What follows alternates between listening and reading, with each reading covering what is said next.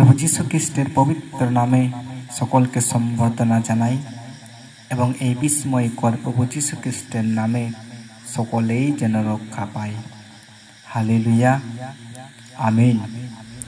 আজকে যে বিষয়টি আমরা শুনতে যাচ্ছি সেটি হলো বিচার বা জাজমেন্ট।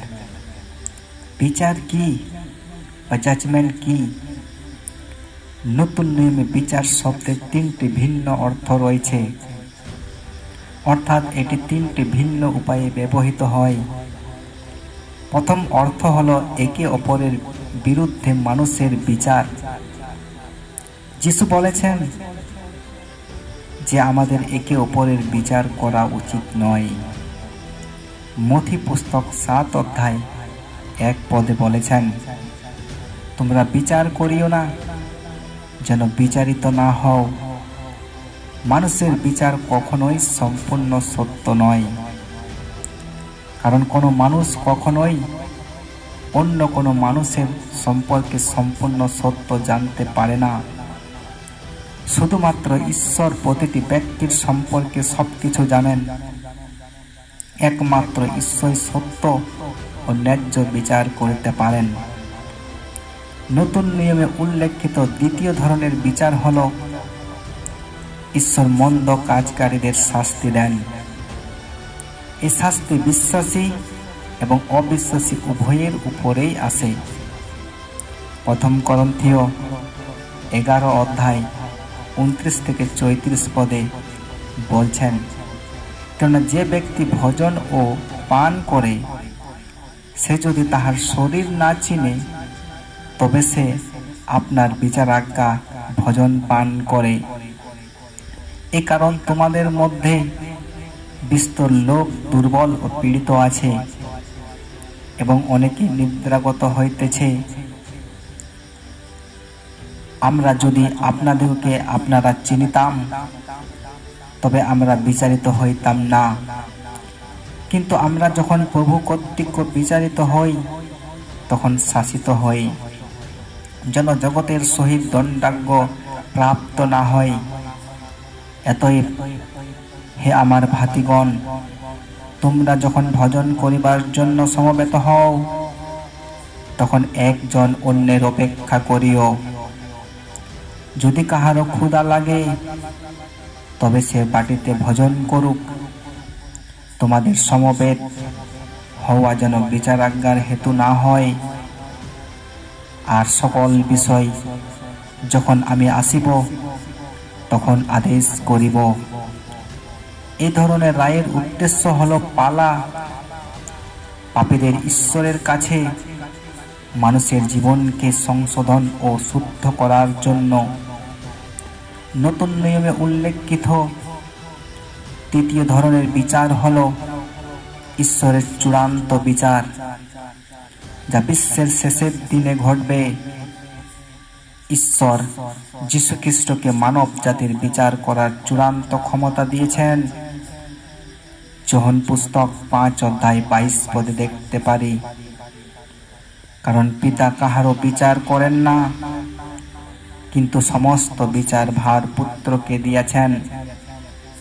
প্রত্যেক মানুষকে অবশ্যই খ্রিস্টের বিচারের আসনের সামনে দাঁড়াইতে হইবে।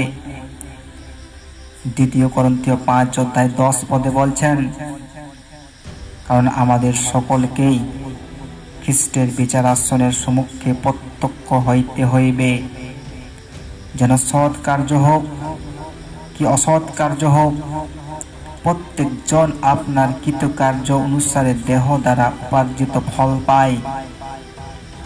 খ্রিস্টের বিচার হবে পক্ষপাতহীন।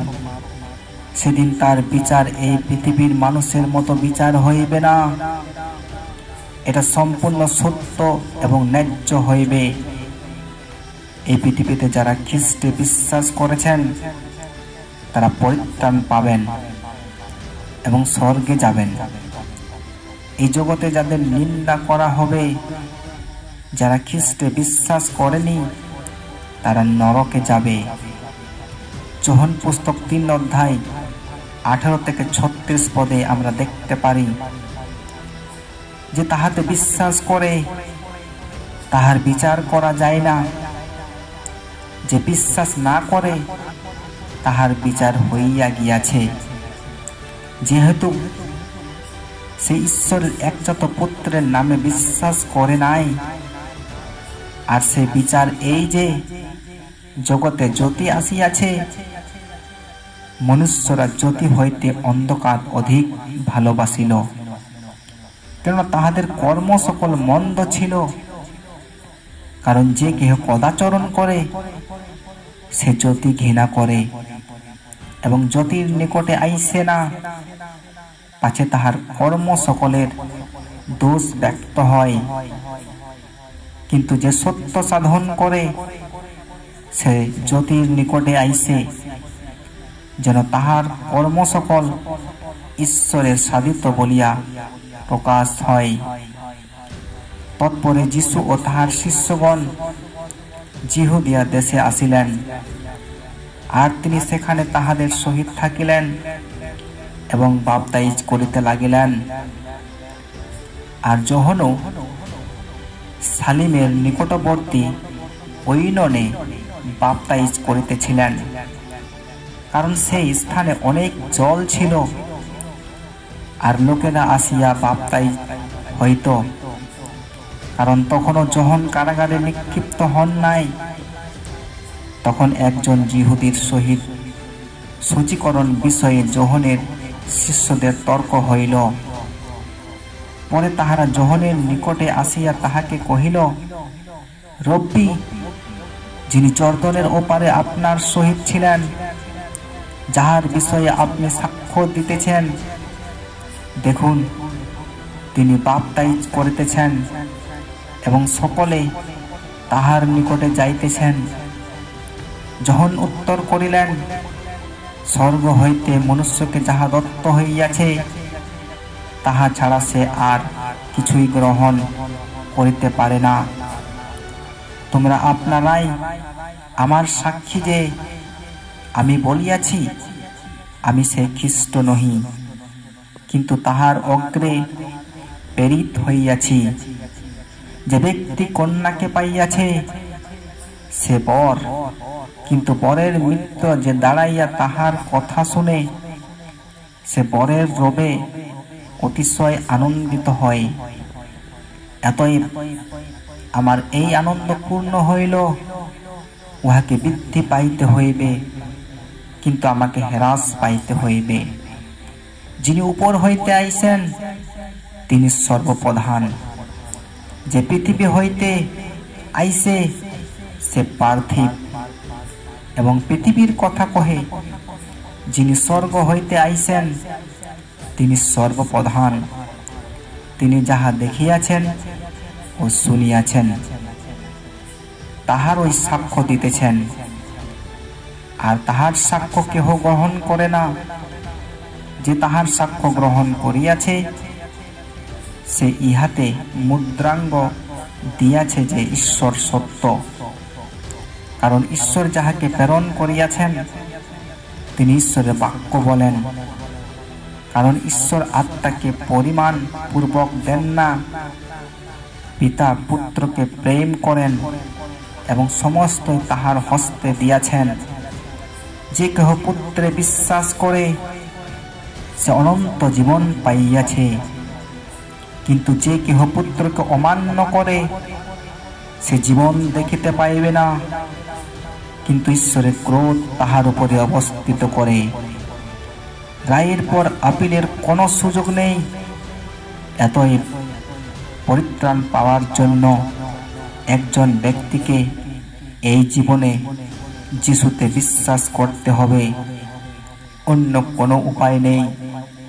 প্রেরিত পুস্তক 4 অধ্যায় 12 পদে আমরা দেখতে পারি, আর অন্য কাহারও কাছে পরিত্রাণ নাই, কেননা আকাশের নিচে মনুষ্যদের মধ্যে দত্ত এমন আর কোনো নাম নাই যে নামে আমাদেরকে পরিত্রাণ পাইতে হইবে। কেবলমাত্র সেই যিশুই আমাদেরকে পরিত্রাণ দিতে পারেন। তাই যিশুকে আমাদের ব্যক্তিগত জীবনে মুক্তিদাতা ও উদ্ধারকর্তা রূপে স্বীকার করা উচিত।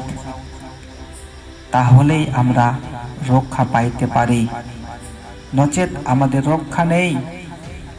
তাই যারা ব্যক্তিগত রূপে যিশুকে উদ্ধারকর্তা ও মুক্তিদাতা রূপে গ্রহণ করেছেন তারা প্রার্থনা করুন। যারা এখনো উদ্ধারকর্তা এবং মুক্তিদাতা রূপে যিশুকে গ্রহণ করেনি তারাও যেন রক্ষা পায়, তাই প্রার্থনা করুন তাদের জন্য।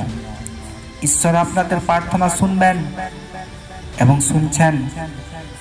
যিশু তাদেরকে রক্ষা করবেন। হালেলুয়া। এই বাক্য দ্বারা ঈশ্বর সকলকে আশীর্বাদ করুক।